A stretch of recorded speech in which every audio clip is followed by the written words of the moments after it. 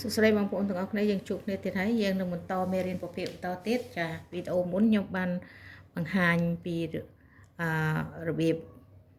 តាំងនិងបូកប្រភេទដែលមានភាគបែងដូចគ្នាអូខេឥឡូវយើងធ្វើជាមួយខ្ញុំតទៀតចាប្រភេទដែលមានភាគបែងដូចគ្នាឧទាហរណ៍ថាប្រភេទទី1មាន5លើ9ចា5លើ9បូកប្រភេទណាចាអញ្ចឹងយើងតាំង5លើ9ចាយើងដាក់9ភាគបែងមកចាបន្តមកទៀតយើងរំលងខ្ទង់ទី2នៅខាងស្ដាំណាយើងដាក់ភាគបែងភាគយក5ចាយើងបាន5លើ9ឬក៏5ភាគ9បន្តមកទៀតយើងបូកជាមួយនឹង4ភាគ9ចាអញ្ចឹង4ជាភាគយកគឺត្រូវដាក់នៅខ្ទង់ទី1ផ្នែកខាងឆ្វេងតបមករំលងខ្ទង់ទី2តបមកយើងដាក់9ចាគឺបែបនេះណាវាតាំងអញ្ចឹងយើងបានប្រភេទទី1 5លើ9 5ភាគ9អានេះបាន4ភាគ9ចាតបមកទៀតយើងមើលថាយើងដឹងហើយថាប្រភេទដែលមានភាគបែងដូចគ្នាយើងបានន័យថាយើងទុកវាមួយលើ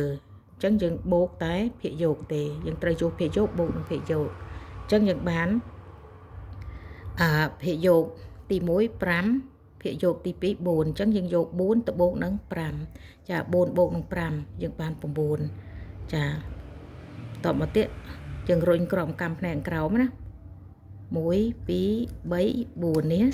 តបមកយើងបាន9លើ9ប៉ុន្តែយើងអត់ធ្វើអីទៀតទេយើងគ្រាន់តែ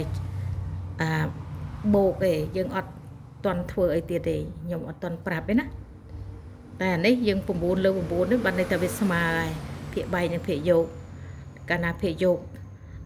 ប៉ុន្តែនឹងភាគបែងវាស្មើនឹងចំនួនគុត1ហើយអញ្ចឹងខ្ញុំអត់តន់ប្រាប់ធ្វើយ៉ាងម៉េចទេ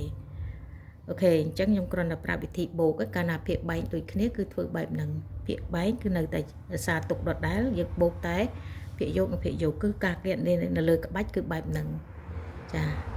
ខ្ញុំដឹងថាបងប្អូនចេះយល់ហើយប៉ុន្តែគាត់ថាការប្រើប្រាស់នៅលើក្បាច់វាមានវិធីផ្សេងគ្នាណាអូខេនេះសម្រាប់អ្នកពិការភ្នែកគឺការគណនាលើក្បាច់គឺបែបហ្នឹង